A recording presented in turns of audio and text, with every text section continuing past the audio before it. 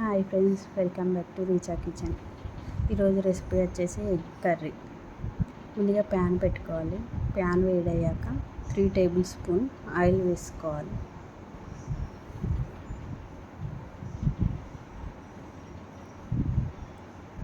Oil మంచిగా వేడయ్యేదాకా ఉంచాలి. తర్వాత ఆనియన్స్ వేసుకోవాలి.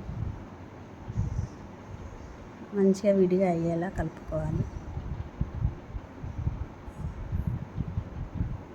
ముందుగానే నేను సాల్ట్ ఆనియన్లలో వేస్తాను. ఆయిల్లో మంచిగా కలుపుకోవాలి. నెక్స్ట్ అల్లం వేసుకున్నాం, కలుపుకోవాలి. నెక్స్ట్ పసుపు వేసుకొని కలుపుకొని ఎగ్స్ ముందే కొట్టి వేసుకున్నాం. కాసేపు ఉంచి మూత పెట్టాలి. తర్వాత తీయాలి. మళ్ళీ ఉల్టా వేసుకోవాలి, తిప్పుకోవాలి. ధనియా పౌడర్, గరం మసాలా వేసుకోవాలి.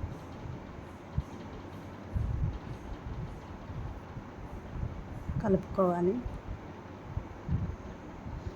మంచిగా మగ్గాక కారం వేసుకోవాలి. కలుపుకోవాలి.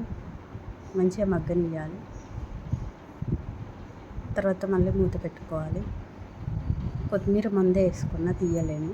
తర్వాత మూత తీసి మంచిగా కలుపుకొని మగ్గనివ్వాలి. అంతే, ఎగ్ కర్రీ రెడీ అయిపోయింది.